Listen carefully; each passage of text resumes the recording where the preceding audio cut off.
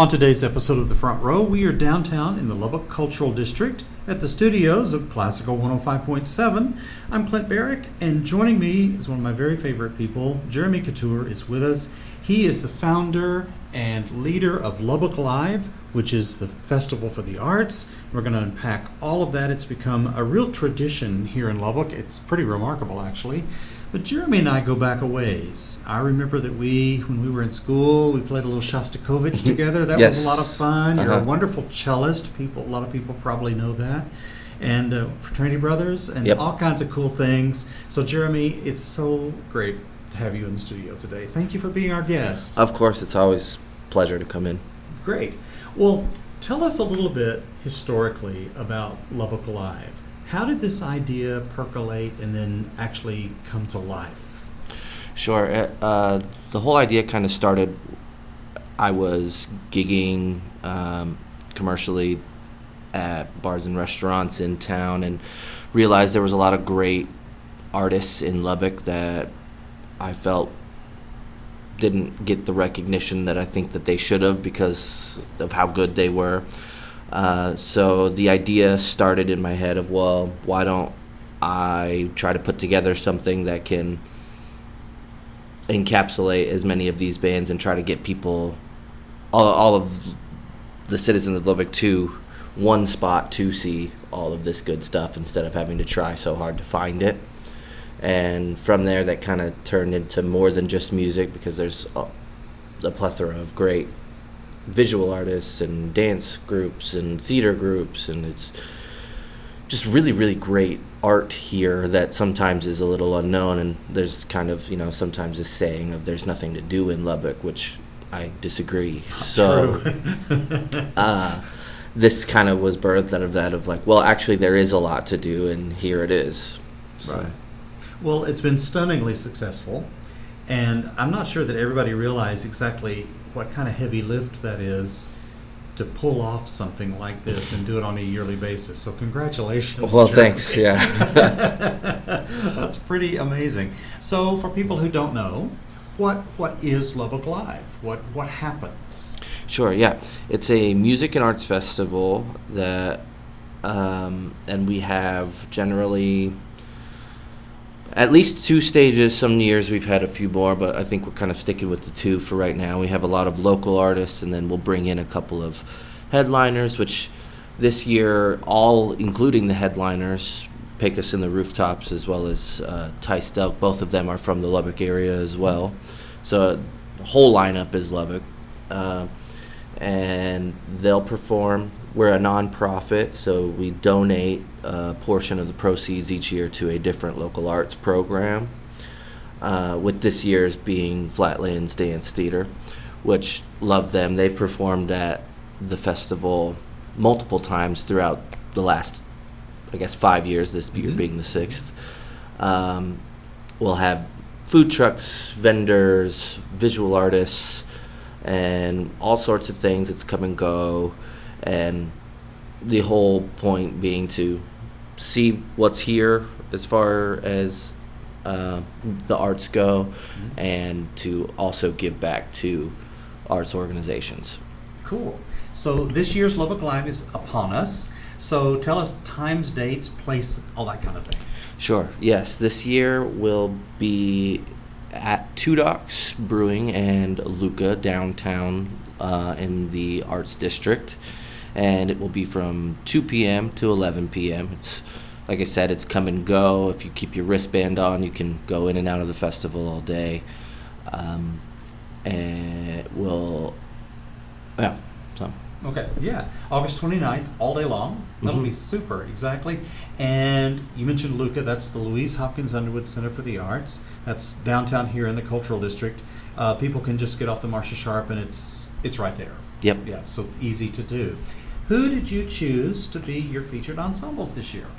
Right, yeah. We have as our headliner Pecos and the Rooftops, which is a local band, came out of Lubbock, and have done incredibly well and are really successful, and I'm very happy about that with them. And direct support being Ty Stelk, who's also from this area.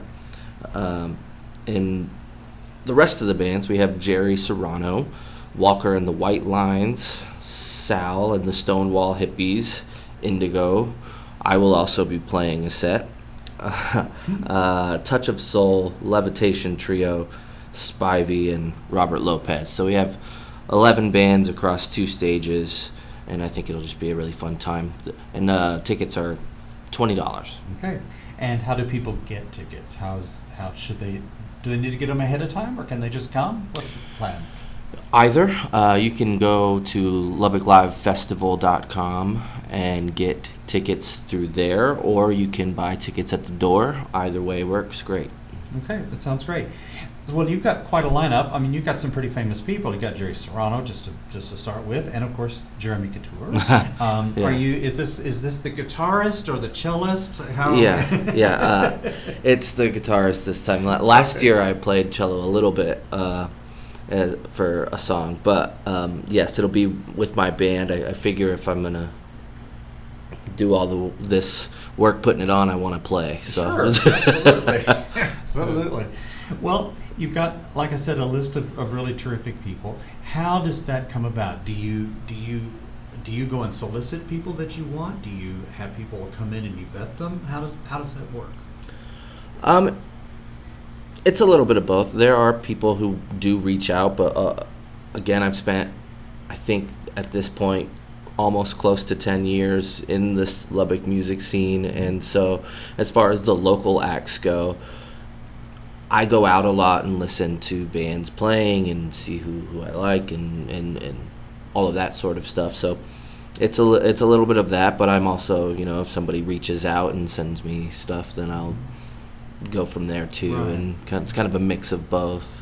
And you're well connected. You know the bands. You know who Mm-hmm. you want. Yeah. Right. So yeah. And I'm always looking for new up and coming people in Lubbock too, because there's always bands popping up Right. and they're always pretty dang good. So Exactly.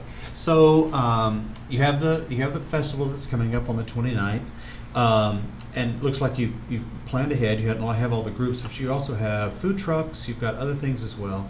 So for somebody like me that doesn't know anything about this, how do you arrange for food trucks?